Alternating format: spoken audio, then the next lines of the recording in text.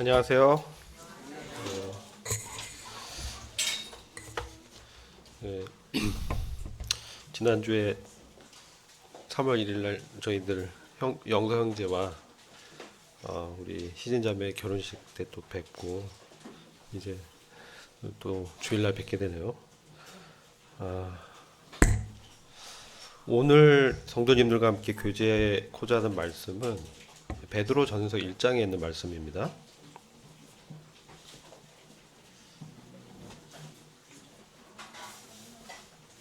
베드로전서 1장 말씀이고요.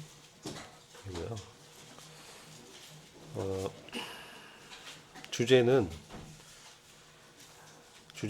그 순례자의 소망에 관한 말씀입니다. 이번에 베드로전서의 배경을 좀 말씀드리면요. 1장 1절을 함께 보시겠습니다. 예수 그리스도의 사도 베드로는 본도, 갈라디아, 갑바도기아, 아시아와 비두니아에 흩어진 나그네. 이 지금 수신자에 대해서 설명하면서 흩어진 나그네들에게 편지하는 것이죠. 여러분, 이 나그네라고 하면 어떤 느낌을 받으세요? 나그네가요, 우리 성경에서 많이 등장합니다. 옛날에 저 어렸을 때, 좀 젊었을 때는 뭐 이런 나그네, 방랑자, 이런 거 좀 어떤 좋은 느낌을 가졌었어요. 이렇게 세상에 어떤 구속받지 않고 자유롭게 여행을 하면서 즐기는 그런 여행자라고 이렇게 생각했는데 성경에서 말하는 나그네는 어떤 것인가? 오늘 좀 그런 말씀을 나누고자 하는 거예요. 지금 사도 베드로가 이 유대인인데 이 개종한 그리스도인이 된 우리 형제들에게 지금 편지를 쓰는 거예요. 그리고 이 베드로전서에서 많이 등장하는 이 단어가 나그네라는 단어가 많이 나오고요. 고난이라는 말씀이 나오고 영광이라는 말씀이 많이 나오고 은혜라는 단어가 나옵니다. 왜냐하면 이 사도 베드로가 이제 로마의 감옥에 갇혀서 나중에 순교하게 되잖아요. 그랬을 때 지금 로마의 제국의 어떤 핍박에 의해서 그 황제들이 그리스도인들을 핍박했어요. 잡아서 사자한테 먹이로 주기도 하고, 그렇죠? 우리 글래디에이터라는 영화 보면은 그런 장면들 나오잖아요. 그리고 심지어 네로 황제는 어땠습니까? 성도를 잡아서 이렇게 나무 틀에다가 묶어서 불태워서 죽였어요. 이러한 박해가 이제 예상되는 시점에 베드로가 우리 성도들에게 이런 위로와 격려의 메시지를 보내고 있는 것이죠. 사실 오늘날에는 이런 초대교회 당시의 어떤 박해라든지 이런 어려움이 사실 많지 않습니다. 일부 공산권이라든지 이슬람권에서 전도하는 이 크리스찬들이 간혹 살해당하거나 순교당하는 이런 것들을 우리가 뉴스 통해서 보는데요. 현재 대부분 자유민주주의 체제에서는 이런 시험은 없죠.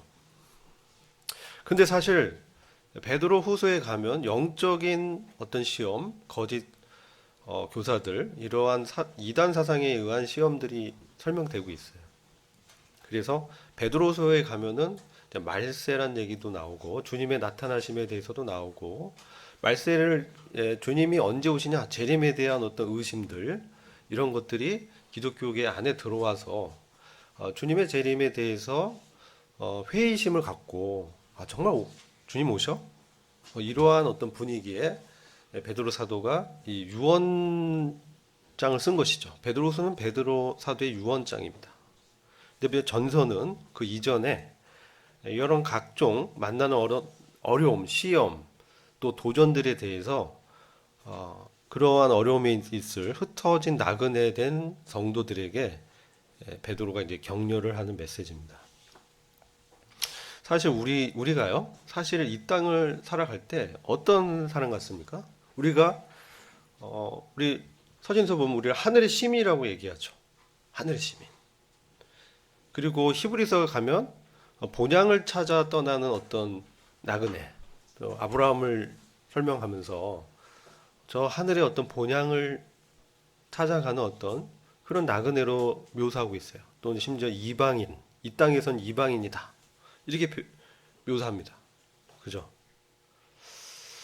그래서 사실은요, 성도가 사실 여기 1장 1절에 말씀하는 것처럼 우리가 각 처소에서 대한민국이라는 좁은 땅이지만 각기 처소에서 흩어져서 주님을 섬기고 있는 하늘의 부르심을 입은 나그네와 같은 것이죠. 왜냐하면 이 땅은 우리의 본향은 아니기 때문에 그렇습니다. 이렇게 흩어져 살고 있는데요. 약화되는 게 뭡니까? 사실 사도행전에 예루살렘 교회가 굉장히 강성했습니다. 그래서 뭐 3천 명이 하루에 구원받고 엄청나게 커지고 그런 예루살렘 교회가 막 흩어졌잖아요. 스데반의 순교 이후에 흩어지면서 교회들이 막 여기저기 흩어지고 로마의 어떤 정치에 의해서 흩어져서 각 지역에서 이제 주님을 섬기고 있는데요. 우리 또한 각 뭐 서울, 경기도 뭐 이런 지역에 흩어져서 섬기고 있는 거예요. 근데 잃어버리기 쉬운 게 뭐냐? 지체 의식입니다. 우리가 그리스도 안에서 하나 된 한 몸 된 성도들에 대한 지체 의식이 약화되기 쉬워요. 그래서 이러한 그 말씀을 통해서 우리가 그리스도 안에서 하나 된 지체다. 그래서 하나 된 소망이 있다. 그것을 이제 밝혀주고 있는 것입니다. 요한 3서 1장 5절 보면요. 이렇게 말씀해요. 요한 3서 1장 5절에 사랑하는 자여 내가 무엇이든지 형제 곧 나그네 된 자들에게 행하는 것이 신실한 일이니. 자 여기서 사도 요한이 형제들에 대해서 나그네 된 자라고 설명하고 있어요. 그죠? 그래서 사실 우리가 아까 말씀드린 것처럼 그리스도 안에서 한 지체고 나그네라는 것이죠. 다른 말로 순례자입니다. 믿음의 여행을 하고 있는 이 땅은 우리의 고향이 아니죠. 본향이 아니고 하늘에 본향을 둔 그런 사람들이라는 거예요. 근데요, 주님께서도 그런 말씀하셨어요. 그래서 마태복음 25장 35절 보시면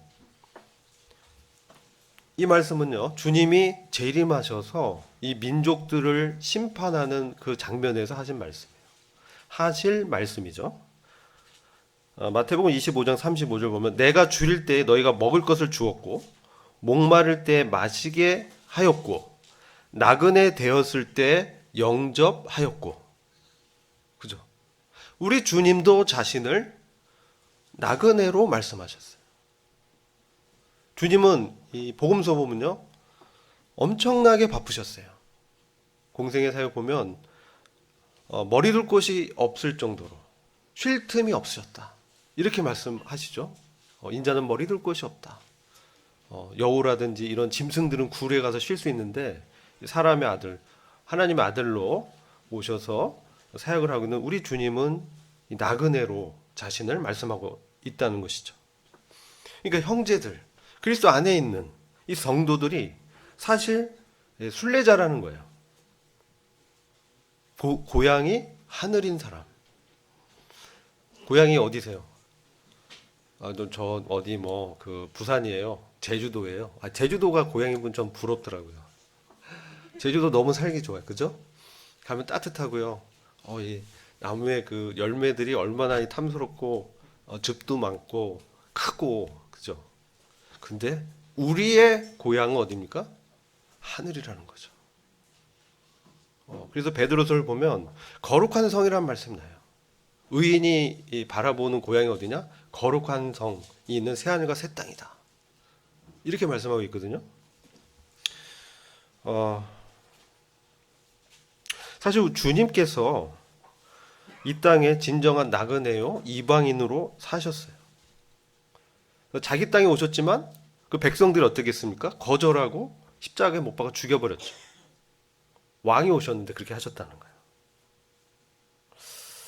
그리고 주님께서는 항상 말씀하시는 건 뭐냐면 내가 이 아버지가 주신 그 죽음의 쓴 잔, 이 십자가의 죽음에 대해서 항상 염두에 두시고 또 자신이 어떤 침례 받기를 고대한다. 내가 받을 침례 뭐 이렇게 말씀하셨어요. 또 주님이 받은 침례를 고대하셨어요.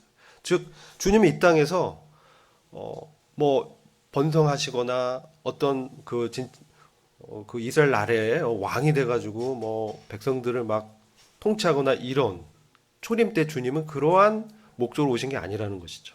물론 재림 때는 왕으로 오시지만 지금 이 땅에서는 우리 안에 사시는 왕이시죠. 성도들의 왕이시죠. 그러나 2000년 전 주님 오실 때는 이와 같이 나그네로서 거절당하신 순례자의 삶을 사셨다. 짧고 굵게 사시고 하늘로 가셨죠. 나그네에 대해서 이런 생각을 해봐요. 우리 주님처럼 그리스도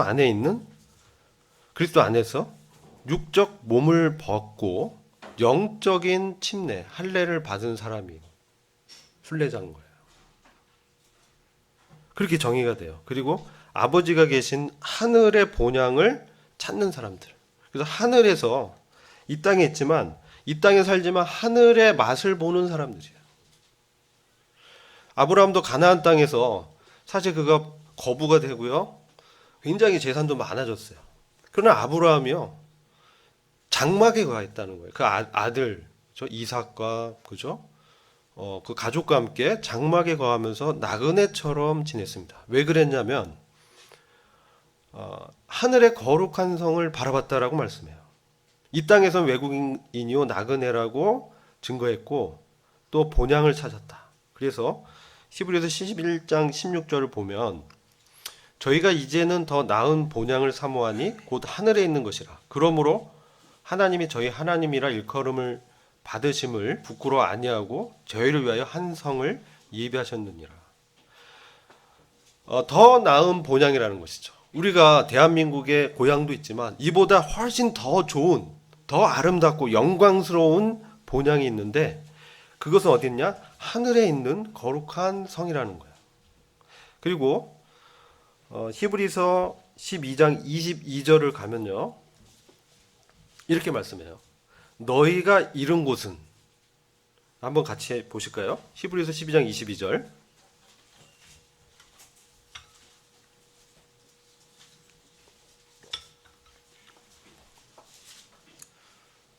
하셨죠?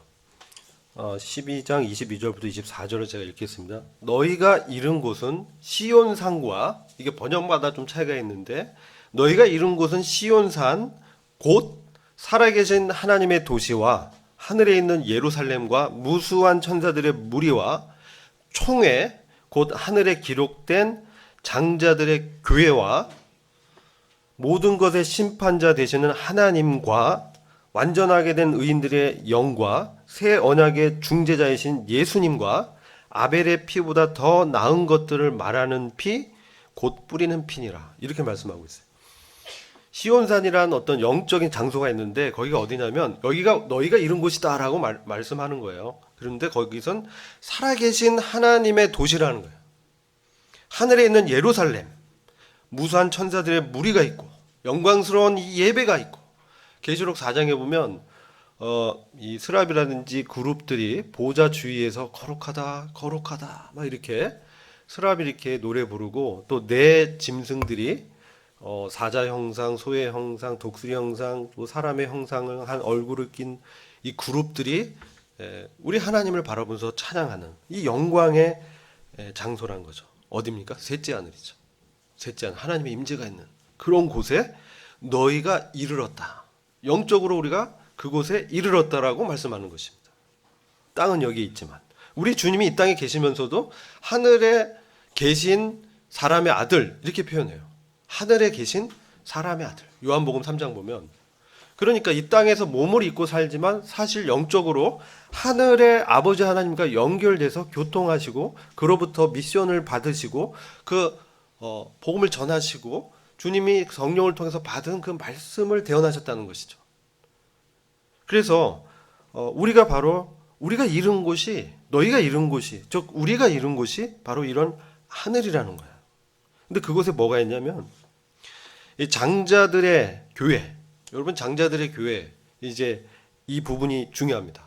왜냐하면 이것은 이 총회, 우리가 장차 우리가 이런 것이기도 하지만 미래적으로 또 주님이 재림하실 때 우리가 하늘로 주님께로 영접됩니다. 하늘의 주님께로 모입니다. 이 휴거 사건이죠. 휴거 사건에 주님 오실 때 하늘에서 모여서 바로 이 장자들의 이 교회를 형성하면서 우리가 거기서 상을 받죠. 그리스도 심판대에서 상을 받고 면류관을 받고 함께 다스리는 그러한 영광에 들어가는 겁니다. 그런데 이 장자들에게 있는 축복이 있어요. 이 축복이 중요합니다. 창세기 27장 28절 29절입니다. 이것이 우리의 영광과 관계가 있어요. 여러분, 우리가 이 땅에서 뭐 하인이 되고 종이 되고 어떤 그런 거보다는 어떤 명예롭고, 그죠? 어떤 명성을 얻는 걸 원하잖아요.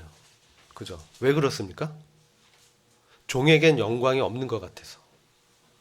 그죠?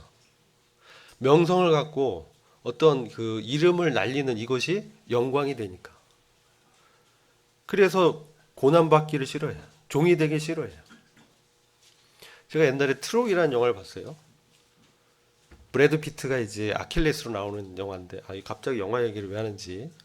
근데 아킬레스를 오디세이 이 그 오사꾼이 트로이 전쟁에 이끌기 위해서 딱 그 아킬레스가 안 가려고 했어, 사실. 그리고 그 어머니도 너가 거기 가면 영광의 이름을 얻는데 돌아오지 못한다. 죽는다는 거죠. 근데 오디세이가 이제 아킬레스에게 너가 트로이 전쟁에 같이 가면 너의 이름이 기록되고 너의 이름이 영예롭게 되고 영광을 얻을 거야. 거기에 딱 이제 메워서 그가 이제 죽을지도 모르고 가는 거죠. 자, 이 영광이 그런 것이죠. 굉장히 어떤 매력적으로 보이는데 이 세상 사람들은 어떻습니까? 이게 그냥 그 영광은 좋아하는데 영광을 얻기 위해서 고난과 시험과 어려움들을 통과하고 내가 그 영광을 받는 그런 그 기업에 동참하는 이 과정을 이제 무시하는 것이죠. 그래서 혹자는 이렇습니다. 이 영어로 써서 그런데요. No cross, no crown. 십자가 없는 영광은 없다. 이런 얘기를 해요. 그럼 우리가 이 장자권은요. 사실 하나님의 아들이 있고 장자가 있는 거예요. 그죠? 많은 아들들 중에 장자는 또 다른 거죠. 그렇죠? 다 장자권의 축복을 받는 건 아니에요. 왜냐하면 우리가 받을 영광이 사람마다 다 다르거든요. 그래서 우리가 문화 비유나 달란트 비유면은 한 골의 영광, 5골의 영광, 10골의 영광을 받은 사람들이 있어요. 그죠? 다르다는 거예요. 근데 이 창세기 27장 28절 29절 보면 자, 이게 이삭의 축복에 나오는 장자권의 복입니다. 제가 읽어드릴게요. 하나님은 하늘의 이슬과 땅의 기름짐이며 풍성한 곡식과 포도주로 너에게 주시기를 원하노라. 그죠?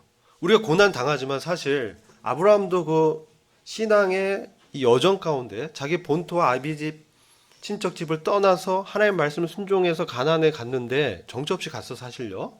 그런데 거기서 하나님께서 그를 축복해서 거부가 되고 군대를 일으켜서 굉장히 강성한 세력가로 만드셨다는 거죠. 그래서 이 장자권의 축복은 하늘의 이슬과 땅의 풍성한 곡식과 포도주를 받게 된다는 거예요. 이게 하나님의 약속이에요. 그죠? 이 땅에서도 축복이 약속됐다는 거예요. 하늘에서뿐만 아니라 땅의 축복도 있어요. 29절 보면 만민이 너를 섬기고 열국이 내게 굴복하리니 내가 형제들의 주가 되고 내 어미의 어른들이 내게 굴복하며 내게 저주하는 자는 저주를 받고 내게 축복하는 자는 복을 받기를 원하노라. 자, 이것이 만민이 이 장자가 된 사람들을 섬긴다고 그랬어요. 이건 뭐냐면요. 천년 통치 때 이방 민족들이 이 장자들을 섬기는 거예요. 열국이 굴복하는 거예요. 열국이 굴복해요. 이게 영광에 대해서 말씀드린 거예요. 천년 통치 영광. 그리고 너가 형제들의 주가 된다는 거예요. 이 말씀 뭐냐면 형제들이 있고 거기에 주로 선 형제가 있다는 거예요. 천년 통치 때. 이게 장자권이에요. 우리가 같은 형제인데요. 하나님의 천년 통치에 들어가면 이 영광의 이 분량과 상급이 다르다는 걸 말씀드린 거예요. 이게 장자권이에요. 그리고 너 어미의 아들들이 너에게 굴복한다. 그래서 여기 분봉 왕, 그러니까 왕은 그리스도인데 거기에 분봉 왕들이 있어. 군주들이요. 그 군주들의 역량에 따라서 통치 역량이 다르고, 그죠? 형제들인데 형제들을 위해서 다스리는 장자가 있다는 거예요. 그걸 말씀하잖아요. 너를 저주한 자는 저주를 받고 너에게 축복하는 자는 복을 받기 원하나. 즉 축복권이 있어. 장자는 축복을 할 수 있는. 그래서 야곱이 사실 에서가 형인데 이 장자권을 받아서 바로 왕을 축복하죠. 그죠? 이게 이제 장자권의 내용이고요.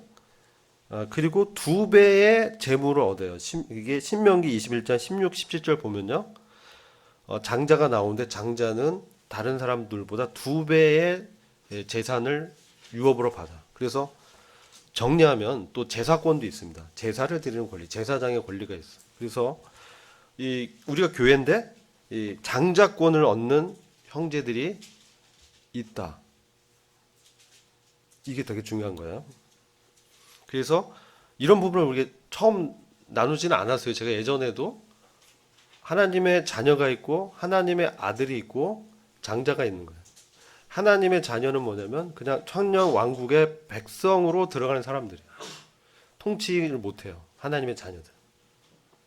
그리고 하나님의 아들들은 양자 삼아서 그리스도와 연합해서 동행하는 사람들인데 그 하나님의 아들들로 나타나는 영광에 들어가는 거예요. 그죠? 그 다음에 장자가 있는데 이게 뭐냐면 이 아들들 중에서도 형제들과 주가 되는 기업의 분량이 큰 사람이 있다는 거예요. 그래서 이게 공평한 것 같은데 이 공평한 거야. 상급이 공평하게 하나님께서 주신다는 거예요. 그래서 이런 부분을 너희가 이룬 곳은 하면서 우리가 장차 지금도 우리 하늘에 있지만 이 총에 하늘에 기록된 장자들의 교회에 우리가 이른다는 거예요. 또 모든 것의 심판자 되신 하나님과 하나님이 심판자로 계신다. 이것은 요한복음 5장 22절 보면 예수 그리스도께서 인자 되심으로 아버지로부터 심판하는 권세를 받으신 거예요.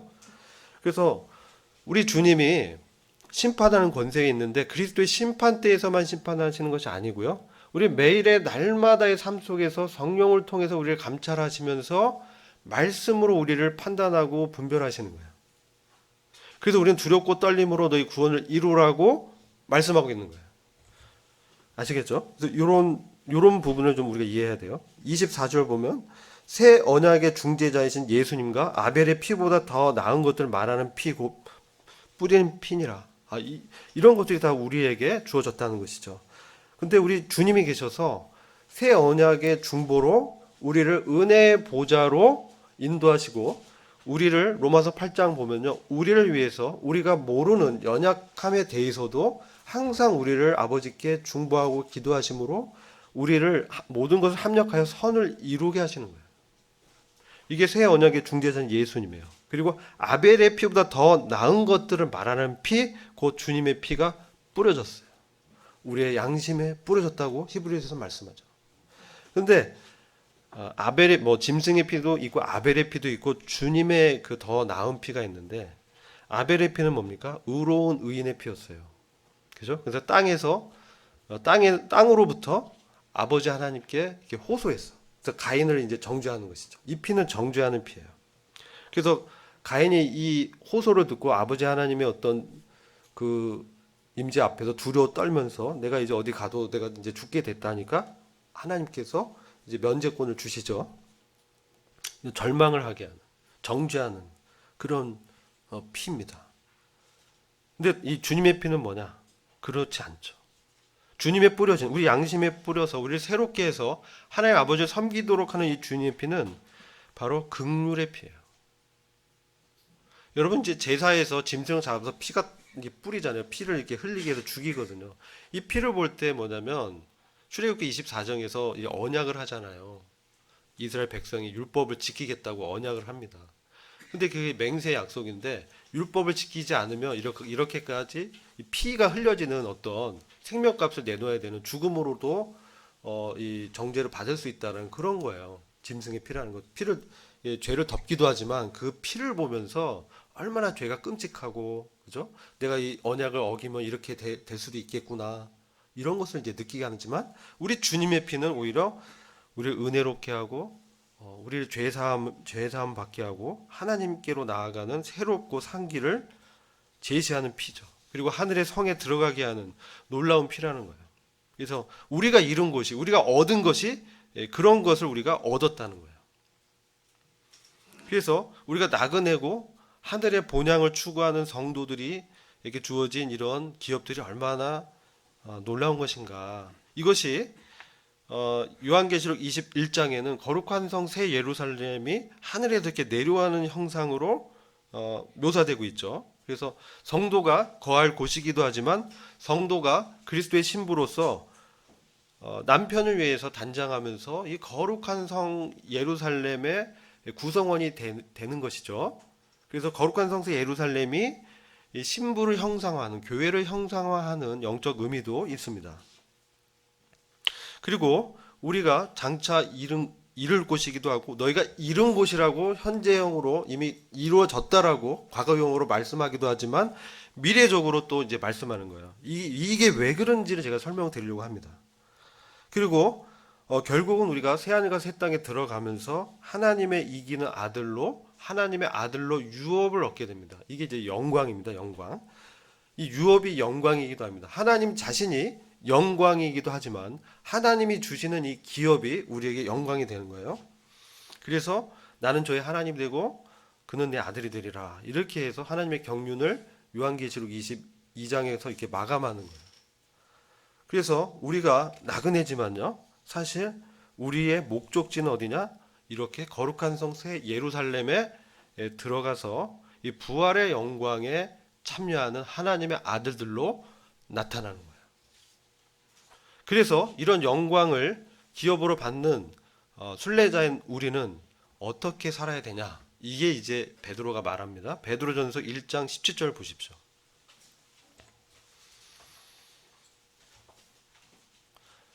외모로 보시지 않고 각 사람의 행위대로 판단하시는 자를 너희가 아버지라 부른즉 너희의 나그네로 있을 때를 두려움으로 지내라. 그죠? 이 나그네 우리가 이 땅에 순례자로 이렇게 생활하는데요. 방종하면 안 돼. 이 두려움은 뭐냐? 두렵고 떨림으로 너희 구원을 이루라는 말씀이 있죠. 빌립보서 말씀. 그리고 빌립보서 1장 6절 가면 너에게 착한 일을 시작한 이가 예수 그리스도의 날까지 이루신다라는 약속의 말씀도 있어요. 근데 아까 말씀드린 것처럼 이 두려움으로 왜 지내야 되냐? 왜냐하면 주님이 심판자로 그 심판권을 갖고 계시기 때문에 그래요. 근데 요한복음 5장 22절에 아들이 된 인자된 사유로 아버지께서 심판하는 권세를 주시는데 이게 말씀드렸죠. 그리스도의 심판대에서 그 심판하는 권세뿐만 아니라 매일의 일상에서 우리 삶에서 우리를 심판하시는 분이에요. 주님이. 그래서 우리가 너희 나그네로 있을 때를 두려움으로 지내라고 말해요. 경외함으로. 우리 안에서 우리를 구원하시고 은혜를 베푸시는 분이시기도 하지만 우리 매일의 삶 속에서 우리가 주님과 함께 동행하고 주님 임재 가운데 주님을 사랑하고 섬기고 있는지를 주님이 우리에서 양심을 통해서 성령으로 지적하시고 말씀하시는 분이라는 것이죠. 이 주님의 이 성령의 음성을 듣고 여러분 성령의 음성을 어떻게 듣습니까? 환상 중에 듣는 거 말고요. 말씀을 통해서 나한테 느껴지도록 말씀하는 거예요. 우리가 읽은 말씀, 기억되는 말씀, 어떤 이런 하나님의 임재 가운데서 하나님의 음성을 들었다는 건 그렇게 말씀하는 하나님을 의식하고 느끼는 거예요. 그게 이 음성을 듣는 거예요. 그런데 내 안에서 매일의 그 말씀 속에서 나한테 주시는 말씀과 이런 환경 가운데서 대하는 사람을 통해서 육신으로 우리 안에 육신을 자극해서 넘어지게 하고 범죄하게 하는데, 그때 주님이 내 안에서 말씀하는 거죠. 멈춰라. 이것은 죄다. 알아요. 아는데 여기서 이제 넘어가면 안 되는데 이렇게 저질러 버리는 거죠. 육신의 성향이 강한 그런 우리의 그 죄성 때문에 이러면 이제 주님 앞에 나가서 자백하고 다시 관계를 회복해야 됩니다. 근데 계속 그런 삶 가운데 있다면 어떻게 됩니까? 징계가 따르게 되죠. 왜? 사랑하시는 아들이기 때문에 이 교종에서 이 기업을 주시기 위해서, 명예로운 하나님의 아들로 나타나게 하기 위해서 우리를 단련합니다. 그래서 베드로전서 2장 11절 가면요, 이렇게 말씀해요. 사랑하는 자들아, 나그네와 행인 같은 너희를 권하노니 영혼을 거스려 싸우는 육체의 정욕을 제어하라. 그죠? 우리가 이 땅에 순례자로 사는데요, 이 땅은 넌 순례자가 아니야, 여기서 그냥 잘 먹고 잘 살아, 막 해서 끄집어 당기는 거예요. 우리의 눈을 이 땅에 이렇게 보게 만드는 것이죠. 하늘을 바라보는 것이 아니라 이 땅의 것에 우리가 도취되게 하고 거기서 어떤 만족을 느끼게 하고 그렇게 만들어. 오늘날의 시험은 이런 게 시험이에요. 직접적인 어떤 육체적인 고난보다는 영적으로 우리의 시선을 땅에 돌리게 해서 주님을 바라보지 않고 땅의 것에 사로잡히게 하는 것이죠. 그래서 땅의 것에 사로잡힌 사람을 요한계시록에는 뭐라고 말하냐면 땅에 거하는 자라고 합니다. 땅에 거하는 자. 땅에 거하는 자는 어떻게 돼요? 땅과 함께 멸망하는 거예요. 심판받고. 우리는 뭡니까? 그리스도 안에서 하늘에 거하는 자예요. 이것을 잊으면 안 돼요. 우리가 비록 몸은 땅에 있지만 실제 우리의 영적인, 우리의 진정한 위치는 하늘에 있는 거예요. 그리스도와 함께. 이것을 잊으면 안 됩니다. 그래야만 이 영혼을 거스려 싸우는 육체의 정욕을 이길 수 있어요. 그죠? 왜냐하면 갈라디아서 5장 24절로 넘어가서 보면 그리스도 예수의 사람들은 육체와 함께 그 정과 욕심을 십자가에 못 박았느니라 말씀하는 것이죠. 그래서 이렇게 세상에서 좋아 보이고 자랑거리고 명예롭게 보이는 이런 것들이 우리를 끌어당기고 죄와 권세로 막 빠지게 만들거든요. 요즘 얼마나 이런 것들이 많아요. 화려하고 막 눈이 핑핑 돌아갑니다. 요즘 뭐 GPT 인공 지능에서 채팅하는 게 있잖아요. 그 막 센세이션이 있어요. 그리고 뭐 어떤 유튜브, 매스 미디어와 어떤 넷플릭스 이런 모든 것들이 우리의 그 시선을 주님이 아닌 말씀이 아닌 바로 이 세상으로 돌리게 하는 거예요. 눈은 마음의 창이기 때문에 이 보는 것에 우리가 주의해야 됩니다. 오감을 통해서 세상 것들이 들어옵니다. 그래서 보고 듣고 이런 것들 우리가 주의하고, 왜냐하면 우리가 육체가 있어서 그래요. 이 육체는 연약하기 때문에 이 죄성에 쉽게 이렇게 노출되면 여기서 죄를 짓도록 이렇게 촉발하거든요. 그래서 우리가 항상 영혼을 거스려 싸운다고 말씀하죠. 육체의 정욕을 제하라. 어떻게? 이 십자가의 말씀을 내 믿음으로 주장하고 선언함으로. 십자가의 말씀이에요. 십자가의 도는 이 웨이가 아니고요, 로고스입니다. 십자가의 도, 십자가의 말씀이란 뜻. 어떤 말씀? 우리가 그리스도 안에서 그리스도 예수의 사람들은 우리가 예수의 사람들이란 표현이에요. 이건 뭐냐? 우리가 예수의 것이 됐다는 거예요. 우리가 그리스도 안에서 우리 주인이 예수라는 거예요. 주님이 왕이시고 통치라는 거예요. 그런 사람들은 어떻게 해요? 이 육체의 정욕을 제어하는데 이걸 막 나의 어떤 노력과 어떤 열심으로 하는 게 아니라 바로 이 말씀으로, 십자가의 말씀을 나에게 적용하고 믿음으로 선언함으로 이 육체의 정욕을 제어할 수 있는 거예요. 말씀하잖아요. 그래서 그런 정과 욕심이 이렇게 올라올 때, 이건 죄지. 난 십자가에서 못 박혀 죽었지. 나 옛사람 죽었지. 나 이제 그리스도 안에서 하늘에 있는 거룩한 성도지. 이 믿음을 이렇게 붙잡아야 되는 것이죠. 그래서 고린도전서 9장 27절에는 내가 내 몸을 쳐 복종하게 함은 내가 남에게 전파한 후에 자기가 도리어 버림이 될까 두려워합니다. 이게 바울이 복음을 전했는데 두려워했어. 무엇을 두려워했냐면 내가 도리어 버림이 될까 봐. 사도 바울 같은 사람이 어떻게 버려져요? 이건 지옥 간다는 얘기 아닙니다. 하나님의 그 대언자로 하나님의 그 사역에서 이 제외되는 거예요. 하나님의 상에서 제외되는 거. 하나님의 상급에서 제외되고. 그래서 그렇게 안 되려고 내 몸을 쳐 복종했다 얘기는 막 이게 권투에서 스파링 하듯이 싸웠다는 얘기인데 육체의 정욕을 제어하기 위해서 이 십자가의 말씀을 나한테 적용하고 믿음으로 고백하고 그거를 내 삶에서 항상 의식하고 살았다는 거예요. 항상 그리스도와 함께 내가 십자가에 죽은 자고 그리스도 안에서 내가 부활하신 그리스도의 임재 가운데 있지. 이 믿음으로 그가 신앙생활을 했다는 것이죠. 그래서 고린도전서 15장 31절 이게 부활장이잖아요. 15장 거기서 뭐라고 말씀하냐면 바울의 자랑이 있어요. 바울은 이제 자기 자랑을 안 했던 사람, 그죠? 나 연약함을 자랑한다. 막 이런 말씀을 많이 했어요, 그죠? 왜? 그리스도의 강함이 내 삶에서 나타나게 하기 위해서. 바울이 그 받은 그 계시가 너무 높았고 고린도후서 12장 3절 이렇게 가면 부지 중에 이제 셋째 하늘에 올라가서 하늘의 영광을 보고 왔던 사람이에요. 그게 다 자기죠. 왜냐하면 말하지 말라고 했는데 이걸 쓰는 것은 자기라는 거예요. 그죠?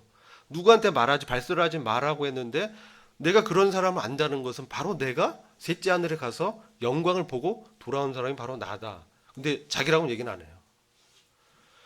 그런데 그가 뭐냐면 자기의 육체의 가시를 주님께 제거해 달라고, 이거 없어지면 정말 저는 주님을 위해서 더 살 수 있고요. 이런 약점이 없으면 정말 내가 주님 주와 복음에서 더 잘할 수 있을 거예요. 주님 그러니까 이 연약한 육체의 가시들을 좀 없애주세요라고 몇 번 기도했어요? 3번이나 기도했어요. 바울과 같은 사도가. 그 믿음의 사도가. 근데 주님 뭐라 합니까? 됐다. 충분하다. 내 은혜가 너에게 족하다. 너의 약한 것에서 나의 강함이 나타난다. 그래서 그가 자랑한 건 뭐냐? 너에게 대한 나의 자랑은 단언하노니 나는 날마다 중도라 그랬어요. 고린도전서 15장 31절이 십자가에서 내가 죽었다라는 믿음을 날마다 붙들고 그가 살았다는 거예요. 주님을 위해서 이렇게 살기 위해서. 이거 고린도후서 4장 11절에 가면 항상 우리 산자가 그리스도 안에 살아있는 우리가 항상 예수를 위해서 죽음에 넘기움은 예수의 생명이 또한 우리 죽을 육체에 나타나게 하려 합니다.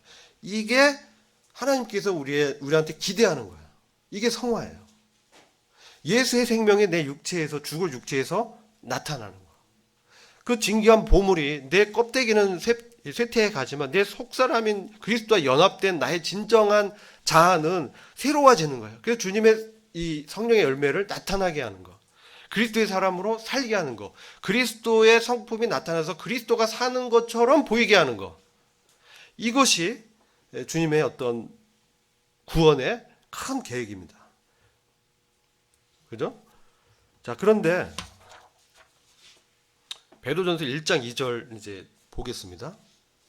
근데 이게 여러 번 제가 말씀드렸죠. 나의 어떤 율법적인 노력과 애씀과 종교적인 어떤 이런 예식을 지킨다고 되는 게 아니에요.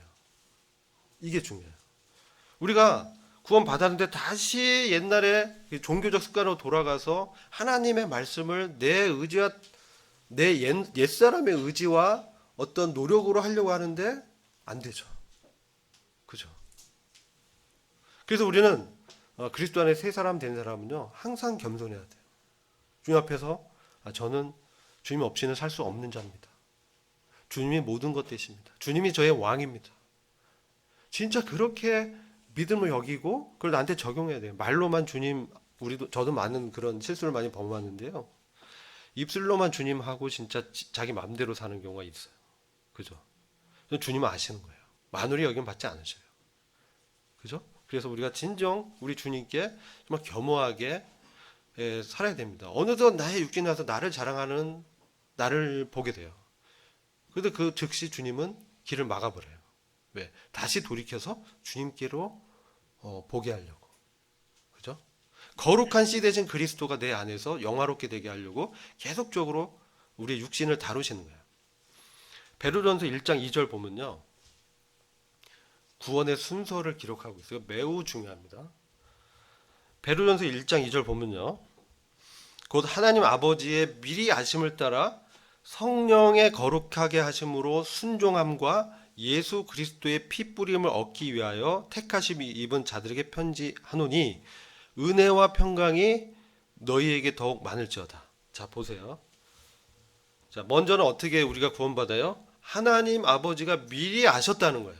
아, 홍길동 너 구원받을 줄 내가 미리 알았어. 그죠?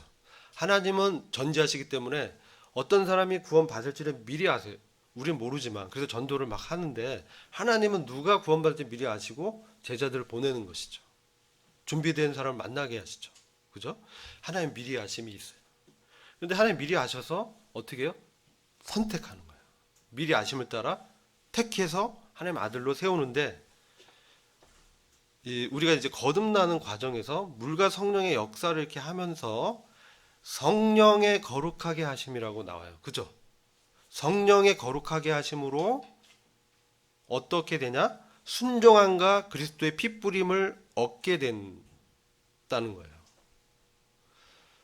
우리가 성화는 어떻게 생각해요? 성화를 우리가 의롭게 된 다음에 성화가 된다고 많이들 생각하잖아요. 그럼 이 말씀의 순서가 잘못됐잖아요. 그죠? 여기 먼저 성령의 거룩하게 하심, 이게 sanctification 이렇게 나와요. 성령의 성화로 성령으로 성화돼서 순종하고 피뿌림을 이 피뿌림 뭐예요? 죄사함, 정결케 되는 거예요. 의로워지는 거예요.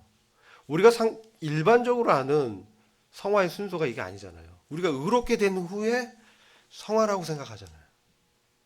그런데 사도 베드로를 통해서 보여주는 구원의 순서는 바뀌어 있다는 거예요. 사도 베드로가 이 성경은 순서도 굉장히 영감 있게 쓰여졌습니다.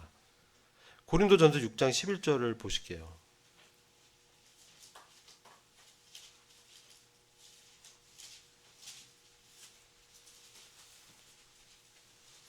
이 순서 이게 사도 바울도 똑같이 얘기합니다. 고린도전서 6장 11절에 너희 중에 이와 같은 자들이 있더니 주 예수 그리스도의 이름과 우리 하나님의 성령 안에서 뭘 얻어요? 씻음, 거듭났다는 거예요. 씻음과 얻어요? 성화, 거룩함과 그 다음 어때요? 의롭다 하심을 얻는 거예요. 그죠? 자, 그럼 성령님이 우리가 거듭날 때 우리를 어떻게 했어요? 거룩하게 했다는 거예요. 세인트가 됐다는 거예요. 그래서 고린도전서 1장에 보면은 이 1장 볼까요? 고린도전서 1장 보면 그렇게 문제가 많은 고린도 교회에 1장을 가서 보면 2절 고린도에는 하나님의 교회고 그리스도 예수 안에서 거룩하여지고 성도라 부르심을 입은 자들에게. 그죠? 예수 안에서 거룩하여지고 성령님이 거룩하게 하셨다는 거예요. 우리의 행위에 상관없이. 왜냐하면 그 다음에 순종함이 나오잖아요. 순종함과 피뿌림을 얻기 위해서 성령이 거룩하게 구별했다는 거예요. 뭐 때문에? 하나님의 미리 아심을 따라서 선택했기 때문에. 하나님 순서잖아. 바울도 그렇게 얘기하잖아요. 그죠? 그러면 그 다음에 이제 의롭게 되고 그 다음에 생활 속에서 성화가 또 나와요. 이걸 뭐라고 하냐면은 실제적인 거룩이라고 해요. 실제적 성화. 이 열매를 맺고 몸을 드리고 삶 가운데 이제 거룩한 삶을 실제 사는 거. 근데 그 기초는 뭐냐? 하나님의 미리 하심을 따라 그분의 은혜에 따라 우리가 뭐가 잘나고 뭐가 잘해서 뭐가 뛰어나서 우리를 미리 아시고 한 게 아니에요. 하나님의 전적인 사랑의 계획, 창세전에 그분의 심중에 있었던 그분의 놀라운 은혜 때문에 우리를 미리 아시고 선택하셔서 성령으로 우리를 거룩해 이미 하셨다는 거예요. 아멘. 자, 그래서 서신들을 보면 고린도전서 1장, 에베소 1장, 골로새 1장 모두 다 그리스도 예수 안에서 거룩하게 됐다라고 얘기하는 거예요. 그죠? 그 다음에 하나님이 역사하면서 이 거룩하게 하는 역사 가운데 거듭남이 같이 일어나요. 근데 정결하게 씻어지면서 성화되는 거예요. 이게 신분적, 위치적인 거룩이에요. 그래서 우리의 위치는 이 땅에 있지만 하늘의 그리스도 안에 있는 것입니다. 믿으시기 바랍니다. 말씀이 그렇게 하고 있는 거예요. 그렇기 때문에 우리가 이미 거룩하게 됐다라고 하나님 보시고 이렇게 하시는 거예요. 그런 다음에 우리한테 이 말씀의 순서가 순종함과 예수 그리스도의 핏뿌림을 얻기 위해서, 이게 목적지잖아요. 신분적으로 거룩하게 하시고 목적지가 순종함과 그리스도 핏뿌림을 얻기 위한데, 이게 관사가 이렇게 돼 있어요. 예수 그리스도의 순종함과 핏뿌림을 얻기 위해서 하셨다는 거예요. 그리스도의 순종함과 그리스도의 핏뿌림, 그분의 순종함의 그 안에 우리를 주시기 위해서, 그분의 순종함을 주시기 위해서, 그리스도의 핏뿌림을 얻기 위해서, 그리스도가 우리 안에 사시게 하기 위해서 이렇게 하는 거예요. 그래서 우리에게 이렇게 말씀하는 거죠. 우리가 나그네 길에 너무나 많은 유혹이 있고요, 어려움이 있습니다. 그럴 때 우리가 이런 어려움, 이 세상에 이러한 시험에서 이기는 거는요, 육체의 정욕을 제어하고 하나님의 아들들로 나타나는, 말세에 나타나기로 예비하신 기업, 구원을 얻기 위해선 우리가 어디에 있는 자라는 것을 명확하게 알아야 돼요. 베드로전서 1장 3절에 보면요, 찬송하리다 우리 주 예수 그리스도의 아버지 하나님이 그 많으신 긍휼대로 예수 그리스도의 죽은 자 가운데서 부활하심으로 말미암아 우리를 거듭나게 해서 산 소망이 있게 하시며, 그분이 그 큰 긍휼로 그리스도의 그 첫째 부활이라는 거예요. 죽은 자 가운데서 부활하심으로 말미암아 우리를 거듭나게 하사, 이 첫째 부활, 죽은 자들은 여전히 죽어 있는데 그리스도가 부활의 첫 열매가 돼서 먼저 부활하셨고, 그 그리스도를 통해서, 그분의 부활을 통해서 우리를 깨끗하게 하시고 다시 태어나게 하셔서 성도로 만드셔서, 신분적으로 성도로 만들어서 우리에게 살아있고 역사하고 우리에게 확신을 주는 산 소망을 주셨다는 거예요. 그리고 이것은 어떻게 또 나타나면 1장 4절에 썩지 않고 더럽지 않고 쇠하지 아니하는 기업을 있게 하신다. 곧 너희를 위하여 하늘에 간직하신 것이라. 하늘에, 너희가 이룬 곳은 시온산에 장자들의 총회, 그 영광과 축복 가운데 하나님께서 우리를 거기에 두셨다는 거예요. 아시겠죠? 우리의 행위의 이전에 하나님께서 미리 아시고 그렇게 하셨다는 거예요. 그 하나님이 정하고 그렇게 하시는 거예요. 그래서 우리는 이러한 살아있는 소망이 이제 우리한테 어떻게 다가옵니까? 우리가 골로새서 보면 너희 안에 계신 바로 그리스도가 영광의 소망이라고 말씀합니다. 그래서 우리 안에 그 소망을 확신시켜 주기 위해서 누가 오셨어요? 성령이 오셨어요. 그래서 그 그리스도의 영이고 그리스도와 동일하신 분이에요. 그래서 그리스도께서 우리 안에 사시면서 바로 이런 기업과 소망을 자꾸 밝혀줌으로 우리가 고난과 시험 가운데 우리의 목적지가 어딘지 자꾸 그러잖아요. 세상은 자꾸 끌어당겨서 야 여기서 즐겨 다 그러잖아. 야 여기 봐봐 굉장히 좋은 거 있어. 또 여기도 보고 뭐 이러다 보면 그죠? 세상에 우리가 사로잡히는. 그럴 때 우리 다시 우리 안에 이 소망은요 이정표만 될 뿐이 아니고요. 네? 이 소망 우리 이끌어서 그리스도가 들어가신 그 지성소로 우리를 들어가게 하는 거예요. 그래서 이 확신, 담대한 확신. 왜? 하나님이 미리 아시고 이렇게 정했기 때문에 이 담대한 확신으로 우리 안에 성령을 통해서 확증하시는 거죠. 여러분 구원은 굉장히 단순합니다. 우리 안에 성령이 없으면 구원이 아니에요. 죄송하지만 구원받은 거 아니에요. 구원의 지식이 있고 뭐 다 많이 알아요. 성경 다 아는데 진정 내 안에 성령님과 교제가 없고 그분과 교통이 없고 그분과의 어떤 성도와의 화답이 없고 이게 없으면 의심해 봐야 돼. 내가 먼저 뭔가 문제가 있구나. 그래서 베드로전서 1장 5절 가면 너희가 말세에 나타나기로 예비하신 구원을 얻기 위하여 믿음으로 말미암아 하나님의 능력으로 보호하심을 입었나니. 그죠? 말세에 나타나고 예비하신 구원이 뭡니까? 그리스도의 영광에 참여하는 거예요. 그분의 영광인 거예요. 바로 이것이 이런 영광을 우리한테 보여주시면서 우리 주님이 이렇게 말씀하세요. 요한복음 두 구절 정도 더 읽고 마치려고 합니다. 요한복음 17장 자 17절 보시면 자, 저희를 진리로 거룩해 하옵소서. 아버지의 말씀은 진리다. 진리로 우리를 거룩하게 된 거예요. 우리가 하나님의 말씀으로 정결하게 되고 거룩게 된 세인트예요. 성도예요. 아버지 말씀은 진리입니다. 그리고 19절에 또 저희를 위하여 내가 나를 거룩하게 하오니 그리스도께서 자신을 성별시키셨어. 그래서 십자가에서 죽기까지 순종하시고 여기서 끝난 게 아니라 어디로 가셨어요? 하늘에 승천하셔서 권능의 위엄 우편 보좌에 앉으셨어요. 이게 중요합니다. 우리가 연결된 것은 땅에 계신 그리스도가 아니라 부활하셔서 영광 가운데 있는 그 그리스도와 함께 우리가 하나가 된 거예요. 그래서 우리가 소망이 있는 거예요.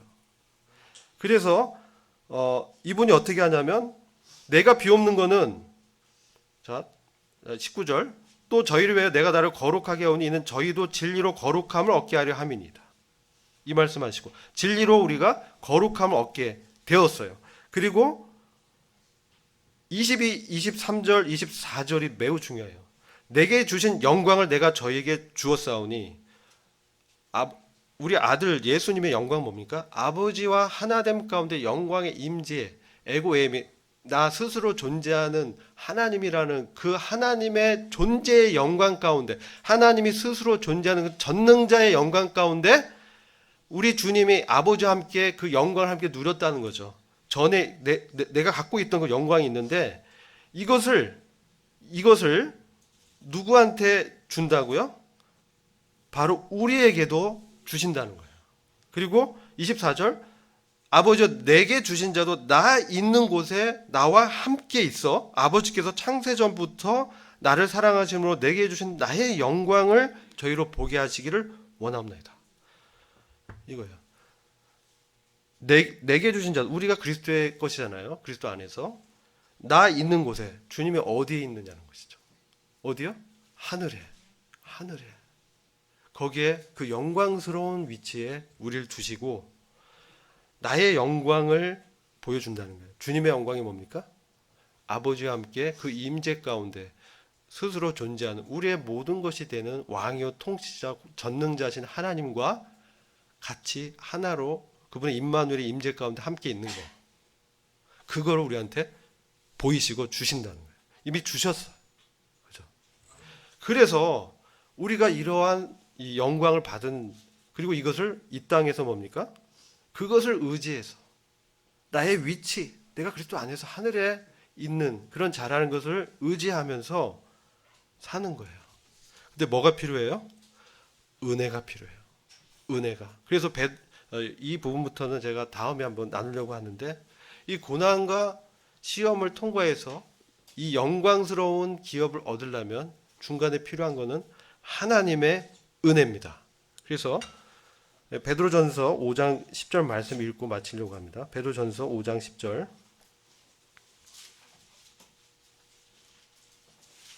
자, 같이 읽죠. 찾으셨어요?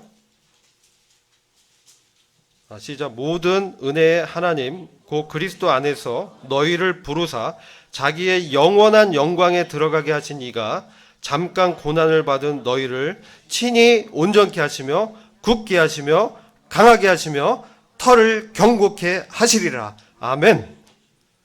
이 말씀이 저와 여러분께 실제가 되고 적용되기를 간절히 기도합니다. 기도하겠습니다. 아버지 하나님 감사합니다. 오늘 사도 베드로를 통해서 이 땅 가운데 저희가 순례자로 살아가는 데 있어서 참 기업을 하늘의 영광을 주시고 또 저희를 거룩하게 임하셨고 거룩한 삶의 열매를 맺을 수 있도록 성령을 주신 것을 감사를 드립니다. 지금 저희가 시험 받고 이 세상의 유혹을 받을 때